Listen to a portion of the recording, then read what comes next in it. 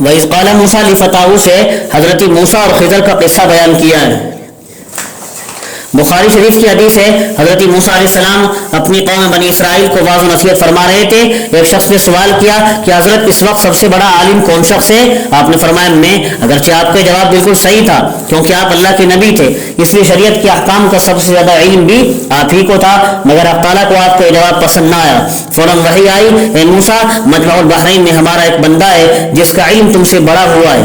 یہ سن کر حضرت موسیٰ علیہ السلام کو احساس ہوا کہ مجھے یہ نہیں کہنا چاہیے تھا کہ مجھے سب سے زیادہ علم ہے، بلکہ یوں کہنا چاہیے تھا کہ اللہ زیادہ بہتر جانتے ہیں کس کو سب سے زیادہ علم ہے۔ بہرحال آپ نے عرض کیا اللہ مجھے اس بندے سے ملنے کا پتہ بتا دیجئے تاکہ میں ان سے باتیں سیکھوں جو میں نہیں جانتا۔ ارشاد ہوا اپنے ساتھ ایک بے جان مچھلی لے لو، جہاں وہ گم ہو جائے وہیں ہمارا یہ بندہ تم کو ملے گا۔ موسیٰ علیہ السلام اپنے خادم یوشع بن نون کو ساتھ لے کر سفر کے لیے چل دیے اور مردہ مچھلی اپنے ساتھ رکھ لی۔ یوشع بن نون کچھ مدت آپ کے خادم خاص کی حیثیت سے رہے، بعد میں نبوت سے سرفراز ہوئے تھے اور حضرت موسیٰ علیہ السلام کے بعد آپ کے خلیفہ بھی بن گئے تھے۔ بہرحال سفر پر روانہ ہوتے ہوئے آپ نے اپنے خادم سے فرمایا میں برابر چلتا رہوں گا جب تک مجمع البحرین تک نہ پہنچ جاؤں، چاہے مجھے برسوں چلنا پڑے۔ مجمع البحرین سے مراد اکثر مفسرین کے نزدیک وہ جگہ مراد ہے جو ملک مصر اور شام کے درمیان میں ہے، جس کے ایک جانب دریائے قلزم اور دوسری جانب دریائے متوسط ہے۔ غرض ہے کہ مچھلی اپنے توشے دان میں لے کر حضرت موسیٰ علیہ السلام نے دریا کے کنارے سفر شروع کر دیا۔ دوران سفر آپ نے ایک بڑے پتھر کے قریب جس کے نیچے آگے حیات کا چشمہ تھا آرام فرمایا۔ حضرت موسیٰ علیہ السلام سو گئے۔ حضرت یوشع نے اس چشمے سے وضو کیا، اس کی چھینٹیں مردہ مچھلی پر پڑی تو اس میں جان آ گئی اور وہ توشے دان سے نکل کر پانی میں کود پڑی اور عجیب طریقے سے دریا میں سرنگ سی بناتی ہوئی چلی گئی، یعنی دریا میں جہاں جہاں کو وہ مچھلی گئی وہیں سرنگ جیسا ایک راستہ بنتا چلا گیا۔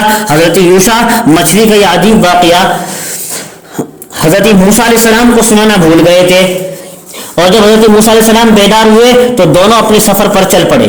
جب خاصی دور چلے گئے تو حضرت موسیٰ علیہ السلام نے فرمایا کہ ہمارا ناشتہ تو لاؤ، آج کے سفر میں تو ہمیں بہت تکان ہو گئی ہے۔ اس وقت خادم کو یاد آیا تو حضرت موسیٰ علیہ السلام کو مچھلی کا عجیب و غریب واقعہ سنایا۔ حضرت موسیٰ علیہ السلام نے فرمایا جہاں وہ مچھلی ہم سے جدا ہوئی ہے اسی جگہ کی تو ہمیں تلاش تھی، وہی اللہ کے وہ نیک بندے ہیں جن سے ہمیں کچھ سیکھنا ہے، چلو جلدی واپس چلو۔ چنانچہ دونوں حضرات اپنے پاؤں کے نشانات دیکھتے دیکھتے اس جگہ واپس آئے۔ یہاں آپ نے اللہ کے اس نیک بندے کو پایا جس کو اللہ نے اپنی خاص رحمت سے نواز رکھا تھا اور اس کو ایک خاص قسم کا علم سکھا رکھا تھا۔ کشف الہام کے ذریعے وہ اپنے خداوندی بہت سی چیزوں کا انجام بھی ان کو معلوم ہو جاتا تھا، جس کی وجہ سے وہ لوگوں کو مصیبت سے بچا لیا کرتے تھے۔ بخاری شریف میں اس بندے کا نام خضر بتایا گیا ہے۔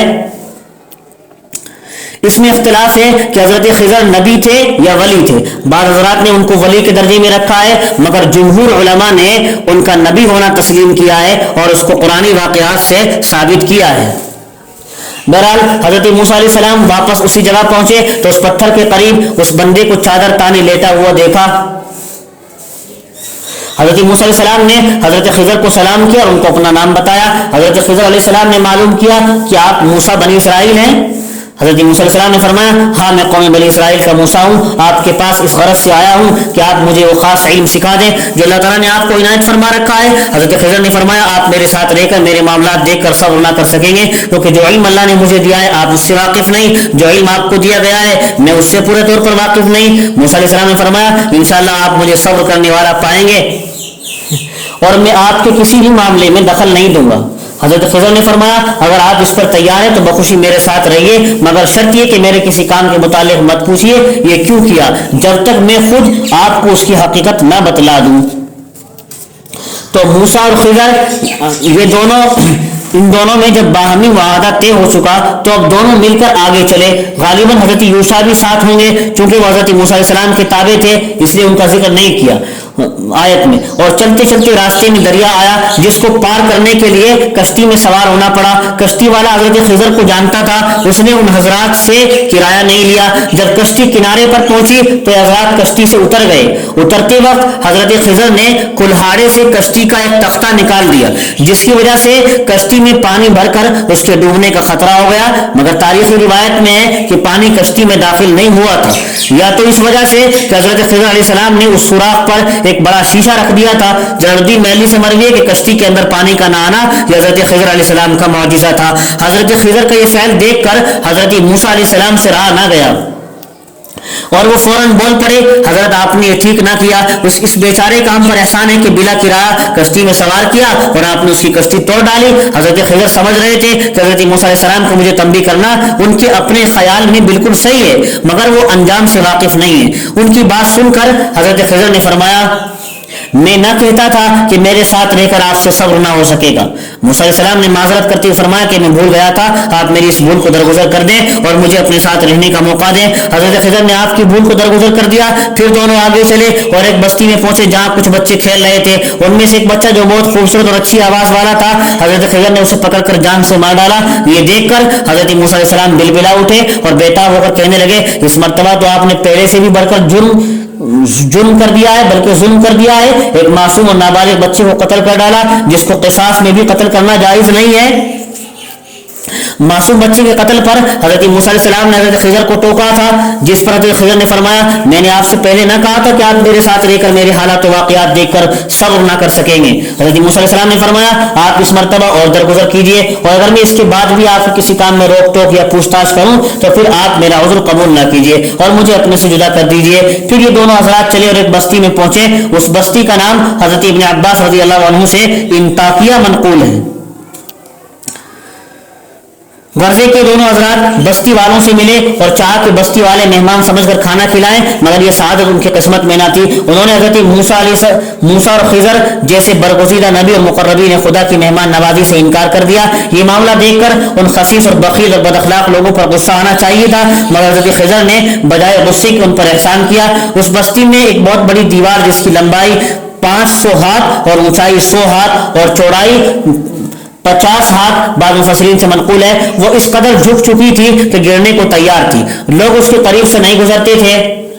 حضرت خضر علیہ السلام نے اپنے ہاتھ سے سہارا لگا کر اس کو سیدھا کر دیا، جس سے اس کے گرنے کا خطرہ بالکل جاتا رہا۔ یہ بھی حضرت خضر علیہ السلام کا ایک اہم معجزہ تھا۔ یہ معاملہ دیکھ کر موسیٰ علیہ السلام خضر سے فرمانے لگے، بستی والوں نے مہمانی کا قضا نہیں کیا اور آپ نے ان کی دیوار مفت میں سیدھی کر دی، اگر کچھ اجرت و معاوضہ لے کر ٹھیک کرتے تو ہمارے کھانے پینے کا بھی کام چل جاتا، ان تنبیل بخیروں کو بھی تنبیہ ہو جاتی، شاید اپنی بد اخلاقی پر شرماتے اور آئندہ کسی ضرورت مند اور مسافر کے ساتھ ایسا معاملہ نہ کرتے۔ یہ سن کر حضرت خضر علیہ السلام نے فرمایا، اب آپ کے اور میرے درمیان جدائی کا وقت آ گیا ہے، آپ حسب وعدہ مجھ سے علیحدہ ہو جائیے اور جانے سے پہلے ان چیزوں کی حقیقت سنتے جائیے جن پر آپ سے صبر و ضبط نہ ہو سکا۔ نبی کریم علیہ السلام نے ارشاد فرمایا، کاش حضرت موسیٰ علیہ السلام تھوڑا صبر اور کرتے تو ہمیں اللہ تعالیٰ کے اسرار اور تکوینی علوم کی مزید معلومات ہو جاتی۔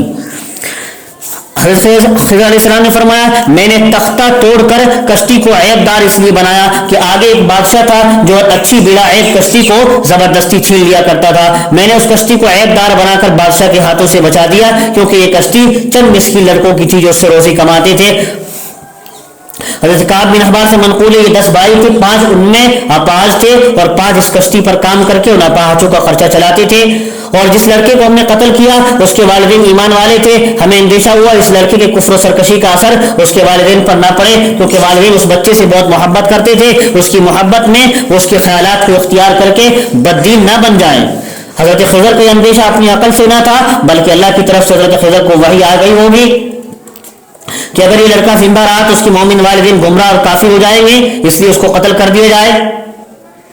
اور دیوار سیدھے کرنے میں یہ ہے، جس دیوار کو میں نے اللہ تعالیٰ کے حکم سے سیدھا کیا ہے اس کے نیچے خزانہ دفن تھا، وہ 2 یتیم بچوں اسرم اور سریم کا تھا جو اسی بستی میں رہتے تھے۔ ان کا باپ بڑا ہی نیک اور صالح تھا، ان کے باپ کی نیکی کی وجہ سے اللہ تعالیٰ نے دیوار سیدھی کرا کر ان کے خزانے کی حفاظت کرائی تاکہ وہ جوان ہو کر اپنا خزانہ حاصل کر سکیں۔ اگر دیوار ان کے جوان ہونے سے پہلے گر جاتی تو بدنیت لوگ اس مال کو اٹھا لیتے اور یہ بچے محروم ہو جاتے۔